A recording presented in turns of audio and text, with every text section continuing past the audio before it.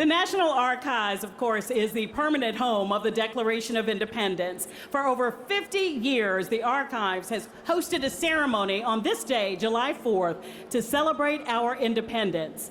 And this is the kickoff event for all of today's patriotic activities in our nation's capital. And right after the ceremony, stay right here to enjoy more live music, followed by the National Independence Day Parade right here on Constitution Avenue. Or, it's hot today, you can escape the heat, come on inside the National Archives to see the original Declaration of Independence and participate in so many family activities. And then later this evening, of course, the National Symphony Orchestra will present its annual concert, Capitol Fourth, in front of the U.S. Capitol. And then after the concert, of course, you can enjoy those beautiful fireworks on our National Mall.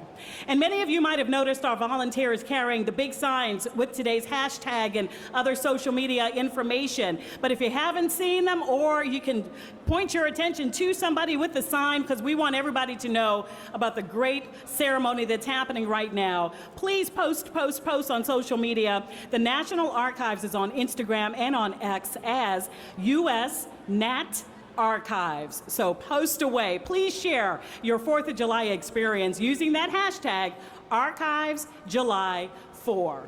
And after the ceremony, don't miss our special Declaration of Independence signing booth. That booth will be set up inside the museum along with other great family activities. So please stay around, enjoy the day, and celebrate our independence. And now, I ask that we all please rise for the presentation of the colors by the 2nd Continental Color Guard from the 3rd U.S. Infantry Regiment, the Old Guard. And that will be followed by the Marymount University Chamber Singers singing the national anthem.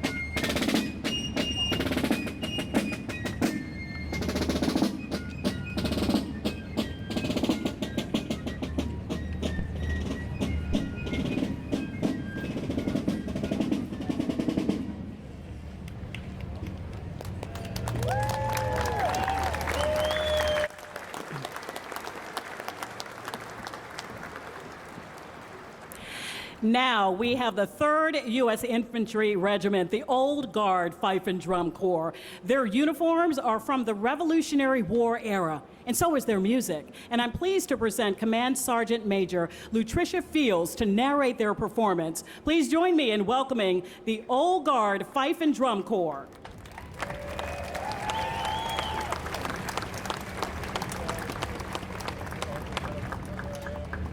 Good morning, ladies and gentlemen. The United States Army Military District of Washington, under the command of Major General Trevor J. Bradenkamp, is proud to present the United States Army Old Guard Fife and Drum Corps. Since 1960, the Old Guard Fife and Drum Corps has carried on the Army's tradition of excellence, acting as the official escort to the President of the United States. The Corps wears uniforms patterned after those of General Washington's Continental Army. In order to be easily identified, military musicians wore the reverse colors of the assigned regiment. At that time, American infantry soldiers wore blue coats with red facings. Thus, the musicians wore red coats with blue facings. During the Revolutionary War, sounds of the fife, bugle, and drum could be heard across the battlefield as brave soldiers fought for our nation's independence. Right, right.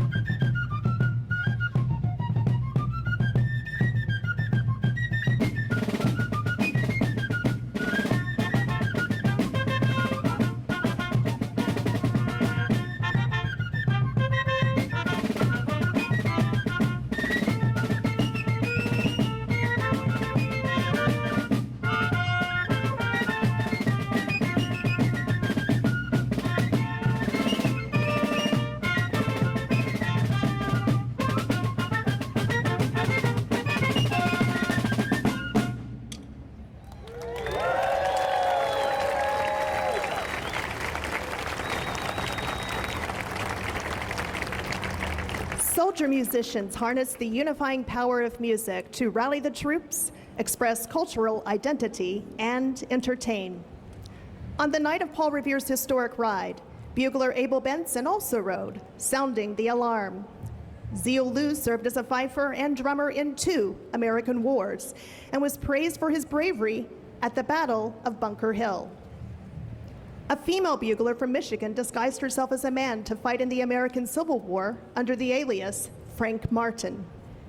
Alexander Johnson, a drummer and Civil War veteran, brought music back to his community by establishing a drum and bugle corps. Soldier musicians have been influential in shaping our nation's history. We're honored to highlight their individual contributions and recognize their selfless service.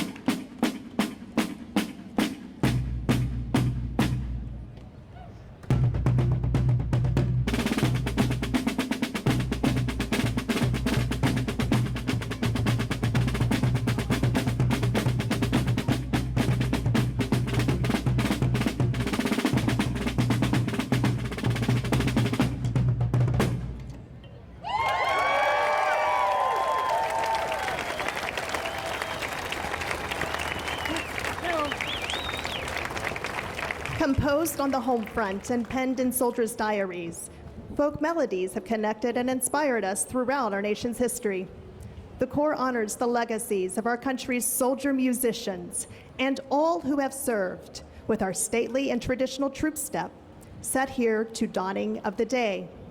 A shared pride in our nation and the desire to find comfort in a new home ultimately brought Americans together to fight as one.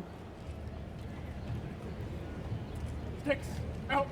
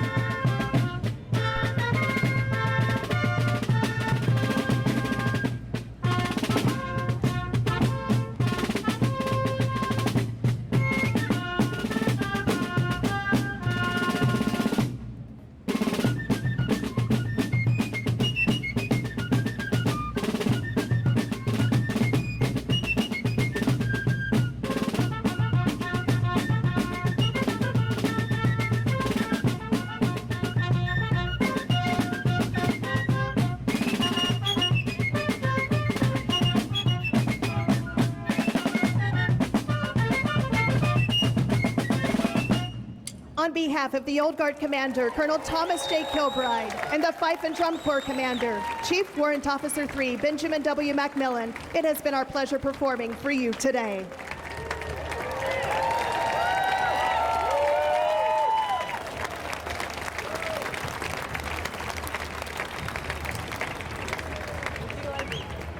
Drum roll up.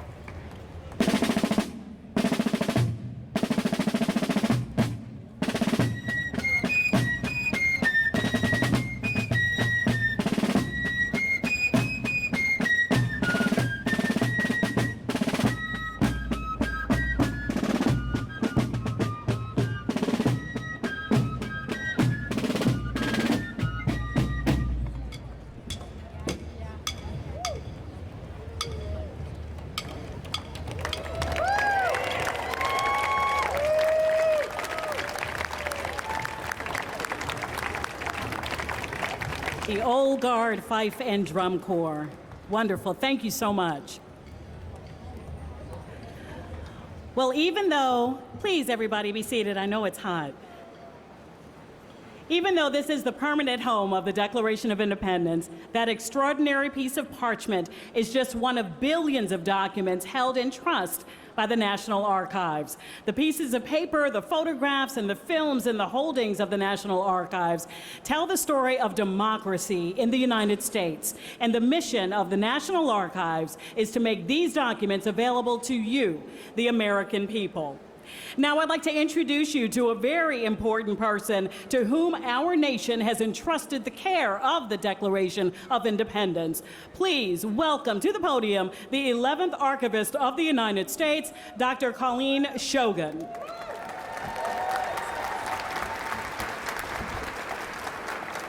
Good morning, everyone. Happy Independence Day. It's great to see you here on the 248th anniversary of the Declaration of Independence. This is my second 4th of July as Archivist of the United States, and I'm thrilled to be with you here today.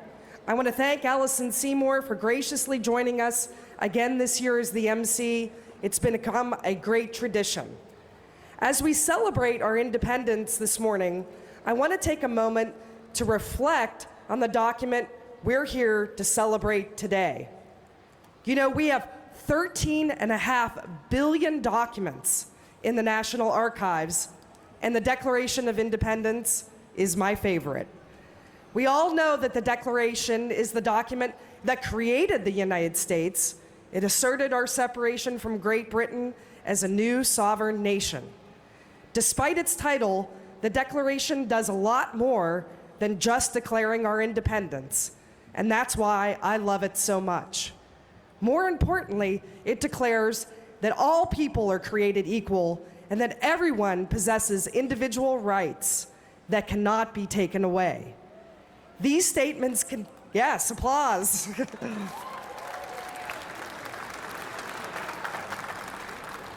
These statements contained in the Declaration are self-evident, as Jefferson wrote, but they are not self-executing.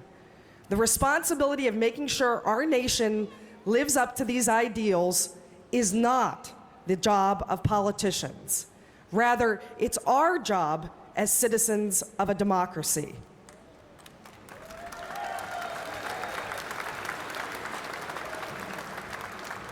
So as we come together here on the 4th of July in our nation's capital, let's do two things. First, let's celebrate the progress we have made in fulfilling the promises contained in the Declaration of Independence. From Seneca Falls to Selma, we have claimed our rights in pursuit of a more perfect union. It has not always been easy, but we are a more just and a more equal nation because of these struggles.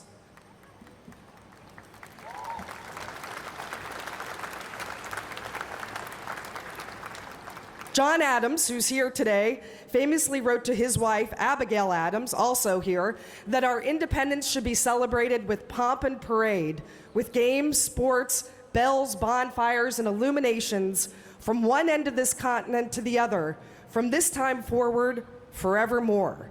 Now, I don't know about a bonfire today, but we will certainly celebrate here at the National Archives.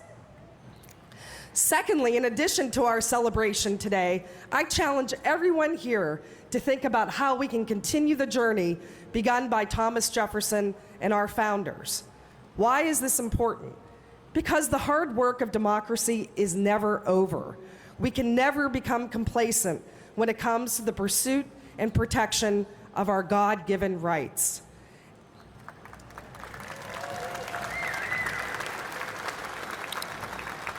And while it's important to declare those rights proudly, as we will today, when we listen to the Declaration read out loud, we need to stand behind them as well. Now, as I said in the beginning of my remarks, today is America's 248th birthday. That means we have a big one coming up in only 2 years. As we prepare for our nation's 250th anniversary in 2026, I can share today that the motto we have selected for our celebration across the National Archives is Declaration 250. As the home of the Declaration, we will be celebrating the ideals of equality and liberty enshrined in it, commemorating 250 years of resilience and the pursuit of happiness. We will be announcing an entire year's worth of events, discussions, and activities soon. And the good news is, everybody is invited.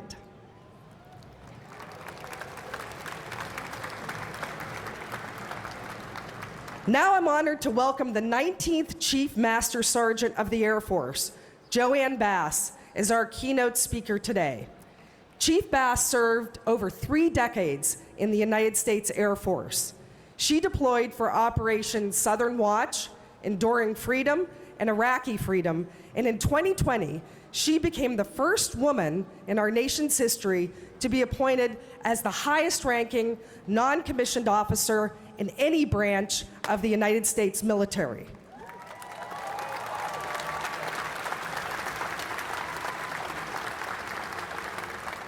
Congratulations on your accomplishments and your unique place in the history of the armed services.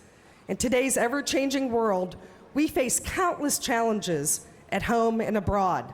Your leadership was both indispensable and inspirational. Chief Bass, I'm honored you chose to join us today, and thank you for your service. Please join me in welcoming Joanne Bass to the podium.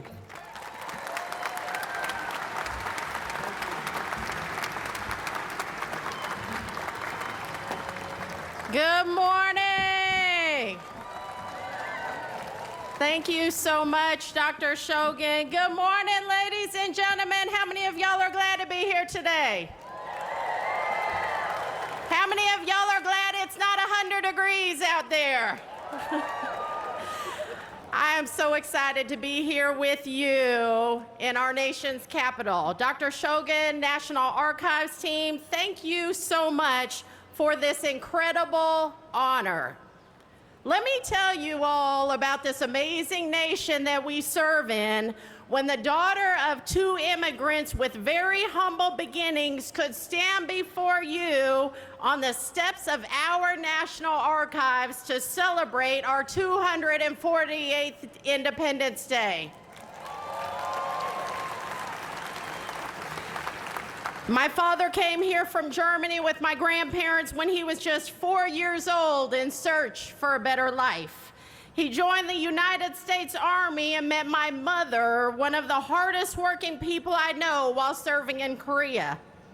The both of them taught me life principles, like treating your neighbor well and to put in the work.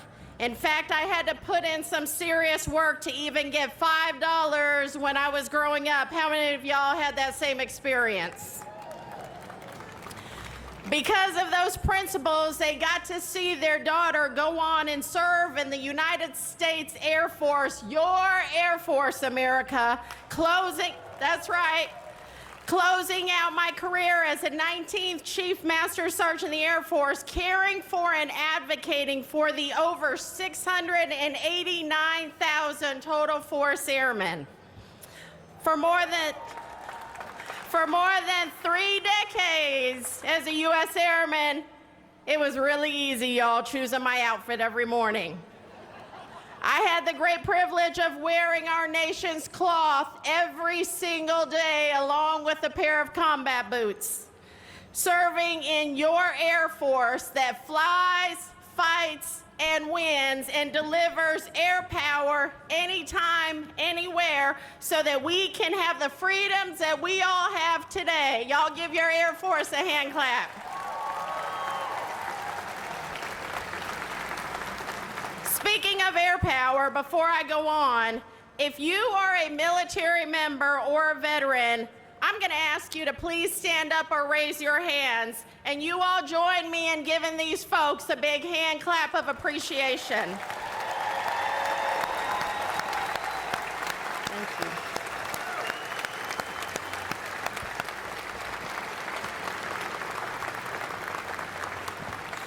Our military members and veterans represent only 1% of Americans who serve or who have served in our military, and we thank you so much for your service and your sacrifice. And to everyone out here or online who has a family member or a friend who serves, thank you. Your support is essential to the men and women in uniform. It allows them to do what they do day in and day out. Thank you for your support to our military.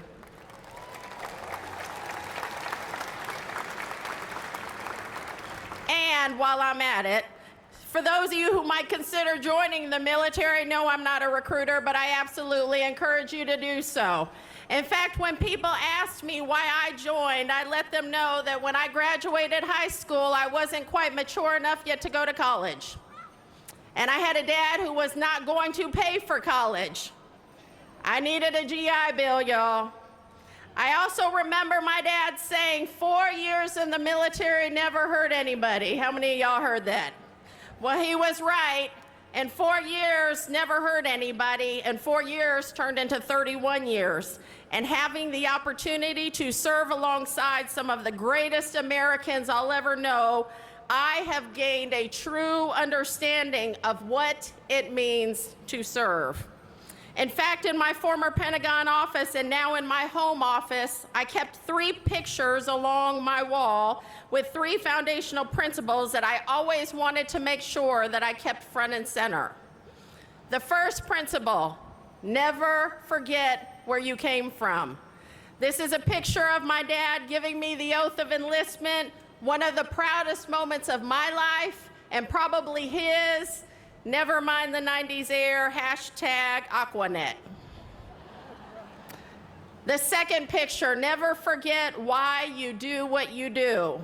This is a picture of Airman First Class Elizabeth Liz Jacobson, among the first killed in the Iraq War. She is my personal reminder that we stand on the shoulders of giants, and we owe it to those who paid the ultimate sacrifice to continue the fight to protect America's freedom.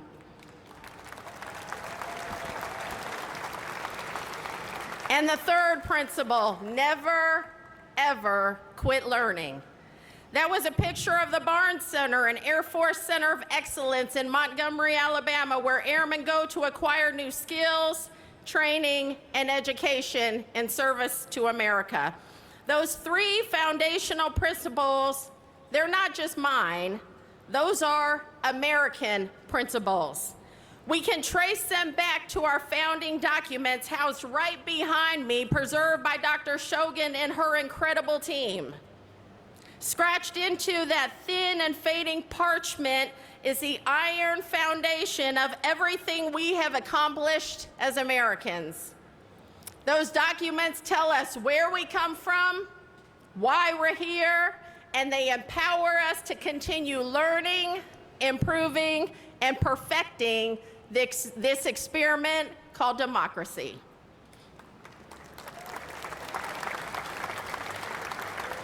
It's how we went from a small agricultural economy in 1776 to the most powerful nation on earth in just a few short centuries.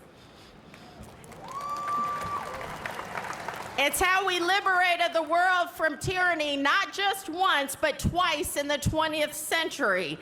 It's how we went from learning how to fly in 1903 to putting a man on the moon of the span of a lifetime. It's how we, America, gave the world a light bulb and the telephone, the automobile and the airplane, the computer and the smartphone. We even gave the world baseball and football, by which I mean American football, y'all. The real football where you actually use your hands. We know who we are. We know why we do what we do, and we never, ever stop learning and improving. These principles, those documents that power our nation, that beautiful flag of ours, they belong to us.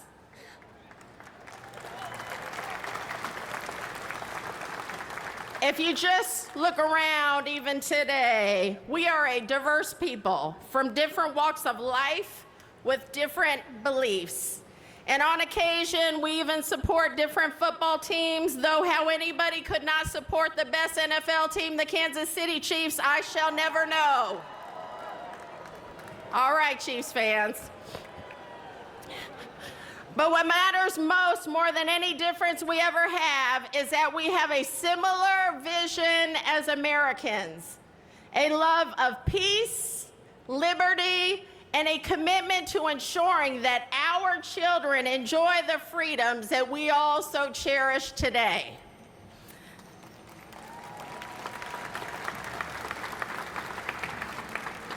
But here's the catch, y'all. Preserving those freedoms will require a whole-of-nation effort and a commitment to service. In fact, if we can all call it a national call to service, and not just by the folks who wear a military uniform. This will require all of us. It will require our government. It will require industry. It will require academia. It will require our communities, every single one of us, to do our part. Businesses, schools, teachers, coaches, firefighters, policemen, congressmen and women, parents, neighbors, and you know who else it's going to require? Our children. Kids, we need you, and I see a bunch of kids out there today, to be the best versions of yourself. That means studying hard, honing your science and math skills, learning a trade like carpentry, plumbing, electrical work. We need good tradespeople in America today. And we also need children to go to college. And most of all, to learn to be good citizens.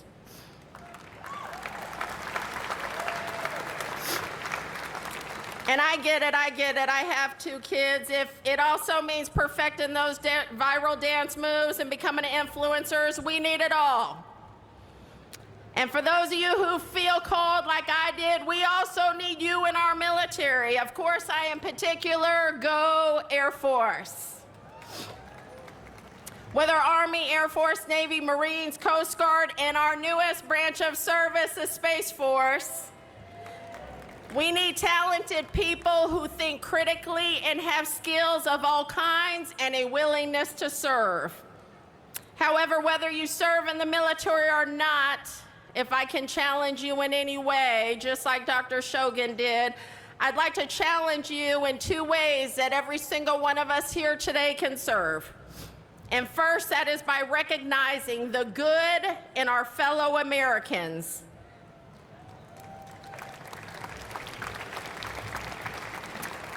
While we are a diverse nation with different beliefs and opinions, we are all Americans, and we must not allow our disagreements to take away the fact that we are united, we are free, and we are the greatest nation in the world.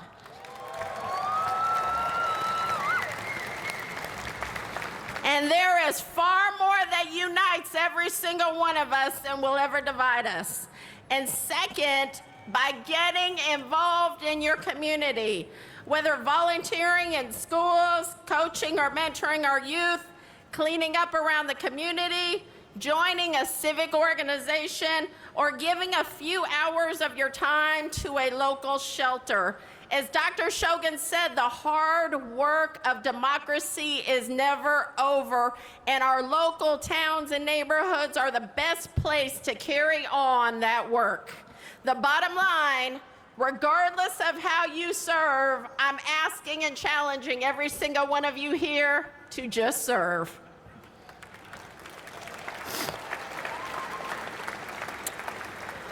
So many of us grew up looking at the U.S. flag in our classrooms, perched right there beside the chalkboard. Back then as a kid, I did not at all realize the power in that. In fact, I simply saw a brightly colored banner, not knowing the true meaning of the flag of the United States of America. Years later, my view changed.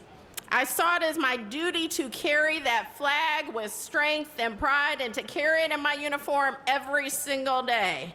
And only now, today, do I actually see the full reality that I wasn't carrying that flag. That flag was actually carrying me.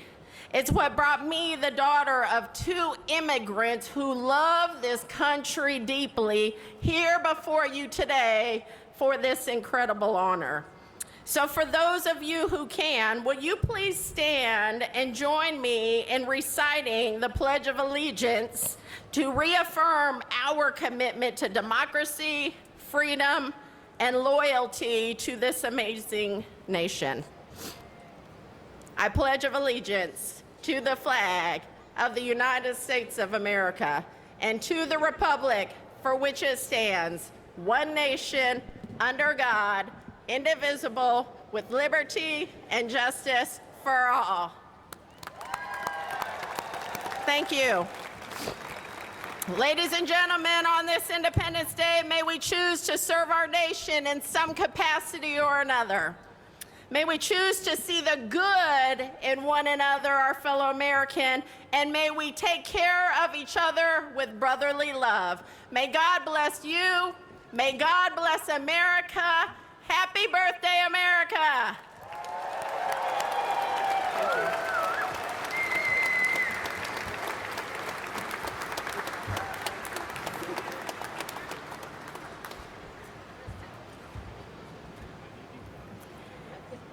Thank you so much. And now, I'm happy to introduce to you a very distinguished group of people who will read the Declaration of Independence.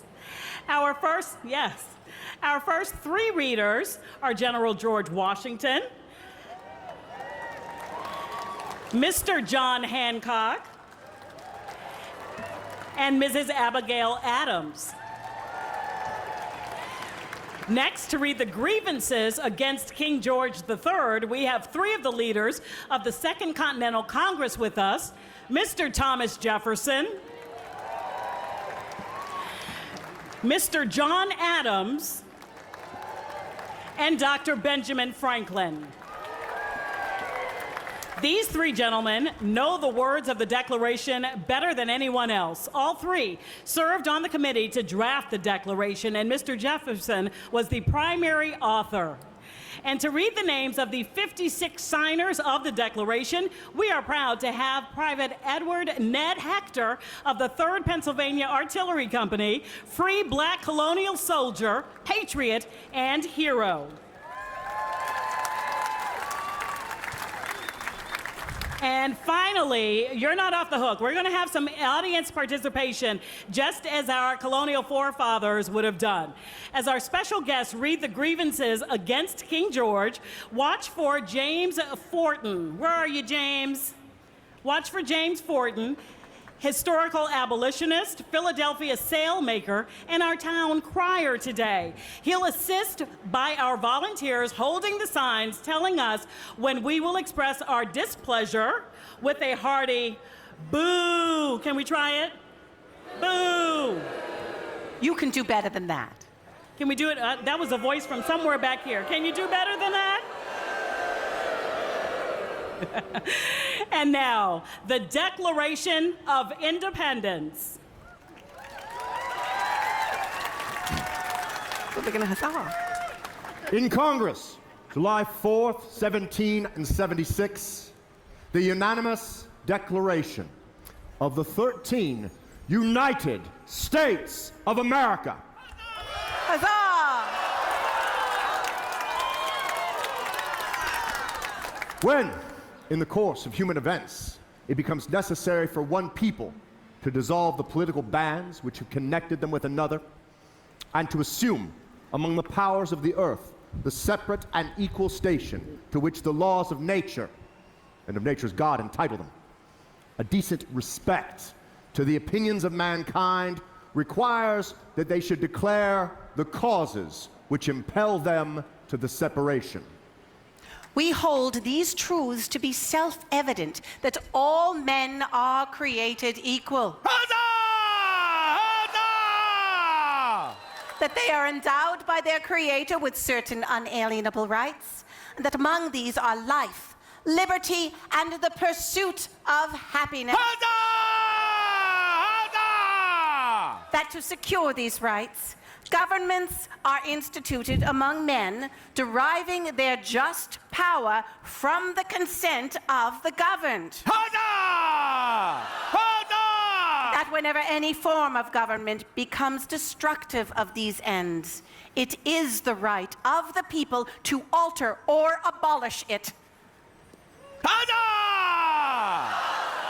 And to institute new government, laying its foundation on such principles and organizing its powers in such form as to them shall seem most likely to affect their safety and happiness. Huzzah! Huzzah! Prudence indeed will dictate that governments long established should not be changed for light and transient causes. Huzzah! Huzzah! And accordingly, all experience hath shown that mankind are more disposed to suffer while evils are sufferable than to right themselves by abolishing the forms to which they are accustomed. But when a long train of abuses and usurpations, pursuing invariably the same object, evinces a design to reduce them under absolute despotism, it is their right, it is their duty to throw off such government and to provide new guards for their future security. Huzzah! Huzzah! Such has been the patient sufferance of these colonies, and such is now the necessity which constrains them to alter this former system of government. The history of the present King of Great Britain is a history of repeated injuries and usurpations, all having in direct object the establishment of an absolute tyranny over these states. To prove this, let facts be submitted to a candid world.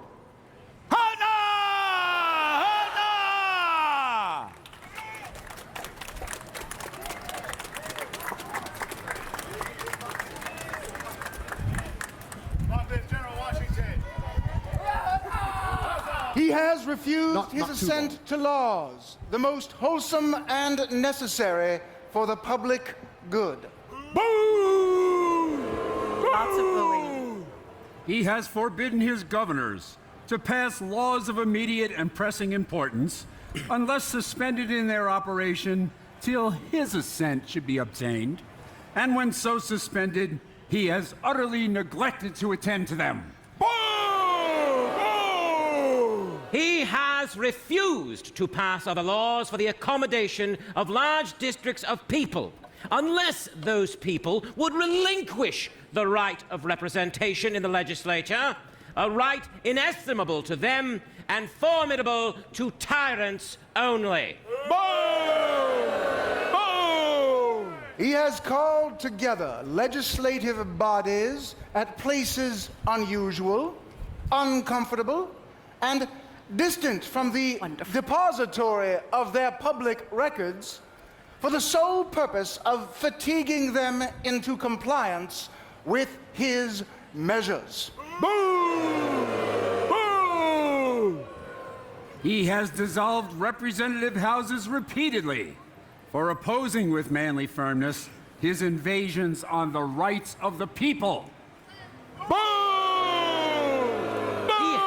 Refused for a long time after such dissolutions to cause others to be elected, whereby the legislative powers, incapable of annihilation, have returned to the people at large for their exercise, the state remaining in the meantime exposed to all dangers of invasion from without and convulsions within.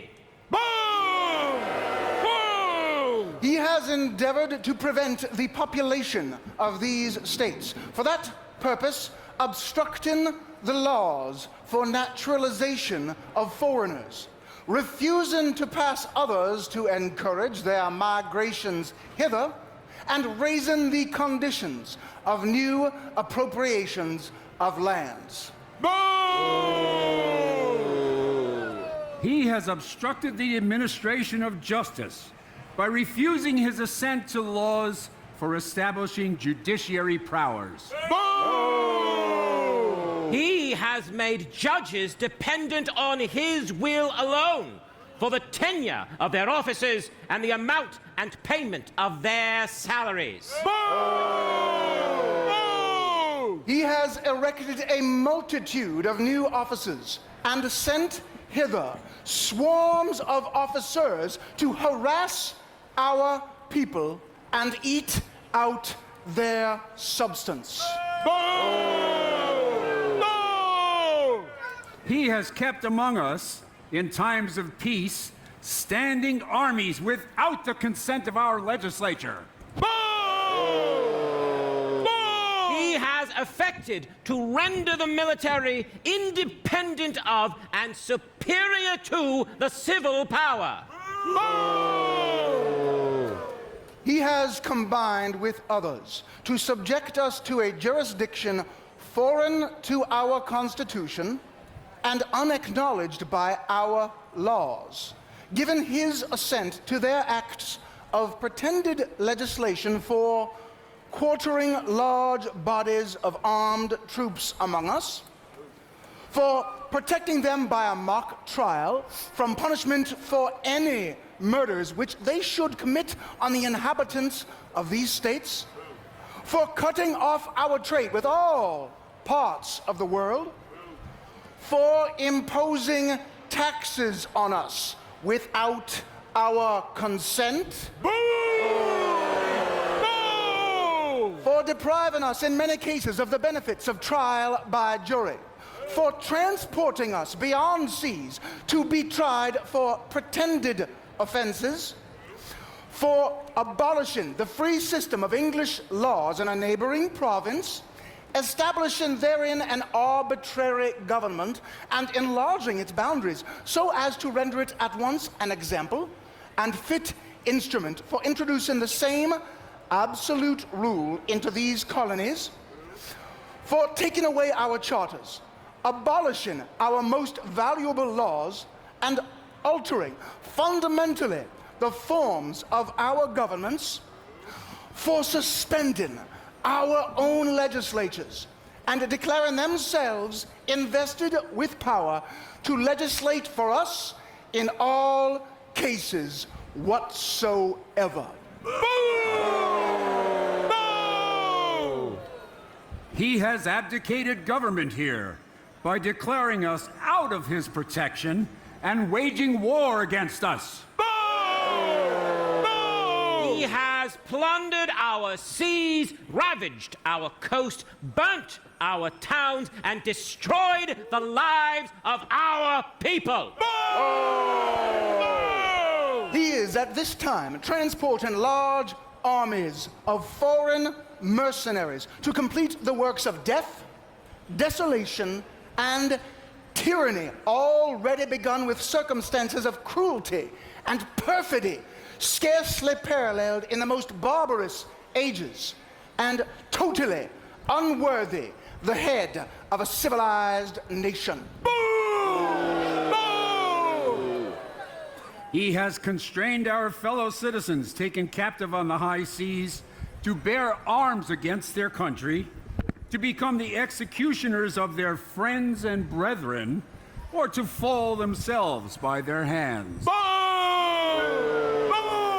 He has excited domestic insurrections amongst us and has endeavored to bring on the inhabitants of the frontiers, the merciless Indian savages, whose known rule of warfare is an undistinguished destruction of all ages, sexes, and conditions.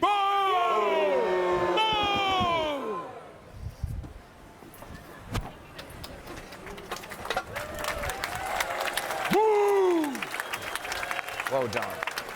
Well done. In every stage of these oppressions, we have petitioned for redress in the most humble terms. Our repeated petitions have been answered only by repeated injury. A prince whose character is thus marked by every act which may define a tyrant is unfit to be the ruler of a free people. Nor have we been wanting in attention to our British brethren. We have warned them from time to time of attempts by their legislature to extend an unwarrantable jurisdiction over us. We have reminded them of the circumstances of our emigration and settlement here. We have appealed to their native justice and magnanimity, and we have conjured them by the ties of our common kindred to disavow these usurpations which would inevitably interrupt our connections and correspondence. They, too, have been deaf to the voice of justice and consanguinity. We must, therefore, acquiesce in the necessity which denounces our separation and hold them, as we hold the rest of mankind, enemies in war, in peace, friends.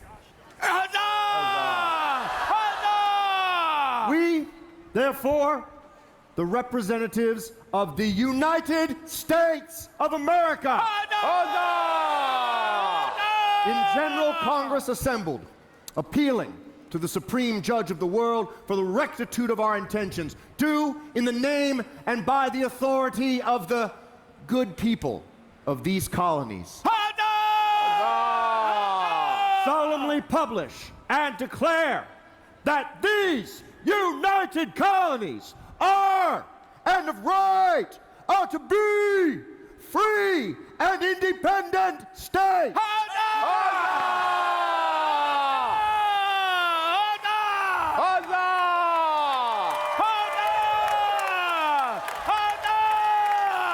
That they are absolved of all allegiance to the British Crown, and that all political connection between them and the state of Great Britain is, and ought to be, totally dissolved. And that as free and independent states, they have the full power to levy war, conclude peace, contract alliances, establish commerce, and to do all other acts and things which independent states may of right do.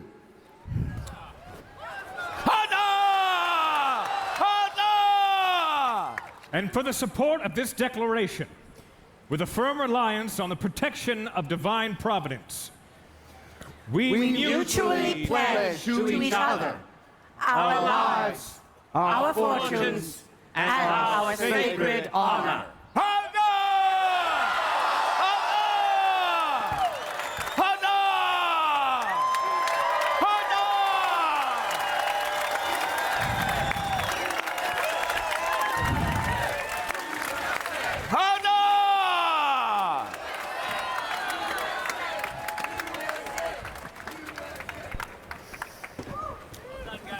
Thank you, General Washington, Mr. Hancock, Mrs. Adams, Mr. Jefferson, Mr. Adams, Dr. Franklin, and Mr. Fortin.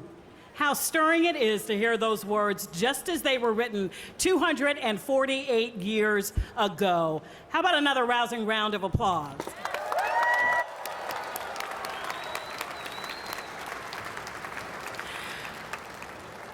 Now, Private Hector will read the names of the states and the signers of the Declaration, and we will show our approval, you heard it right there, by shouting, "Huzzah!" Can we hear it? Huzzah! Once again, watch for the town crier, assisted by our volunteers, holding those signs to show you when to shout. So, after Private Hector reads the names of the signers from each state, let's huzzah our approval. But first, let's practice one more time a hearty huzzah on the count of 3. Here we go. 1, 2, 3. Huzzah! Beautiful. Now remember, we're going to wait for Private Hector to read all the names from each state, and then we're going to shout out our approval with a huzzah. And now, the names of the signers of the Declaration of Independence. My friends, no, my fellow citizens, words are powerful, are they not? And these are the words that made what we are, made us into the nation that we have become. These are the people that were willing to stand up and lead us into a new reality, a new nation, a new people. Join me as we honor these people.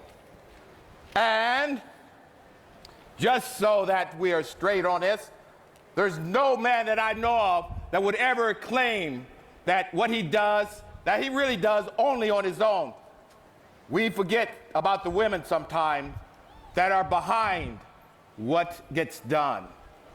So, even though the names of the women may not be spoken, let's keep them in our hearts. Here's join me. President of the Continental Congress, the Honorable John Hancock. Huzzah! Georgia, Button Gwinnett, Lehman Hall, and George Walton. Huzzah! North Carolina, William Hoop, Joseph Hughes, and John Penn. Huzzah! South Carolina, Edward Rutledge, Thomas Hayward Jr., Thomas Lynch Jr. and Arthur Middleton. Huzzah!